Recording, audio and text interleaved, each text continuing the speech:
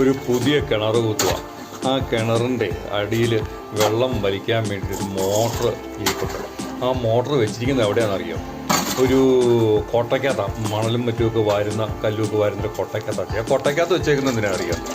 അടിയിലുള്ള ചെളിയുടെ കൂട്ടത്തിൽ വലിയ കല്ലൊക്കെ കയറിപ്പോയി ഉടക്കി അടഞ്ഞു പോകാണ്ടിരിക്കാൻ വേണ്ടി വെച്ചിരിക്കുന്നത്. അത് നിർത്തി കഴിയുമ്പോഴത്തേക്ക് റിട്ടേൺ ആയിട്ട് വെള്ളം തള്ളുന്നുണ്ട്. അങ്ങനെ കല്ല് കയറി ഇരുന്നാൽ പോലും എന്ത് സംഭവിക്കും? അത് നിർത്തി കഴിയുന്ന സമയത്ത് റിട്ടേൺ വന്നിട്ട് അടഞ്ഞിരിക്കുന്ന കല്ലും പൊടിയും എല്ലാം പോവുകയും ചെയ്യും.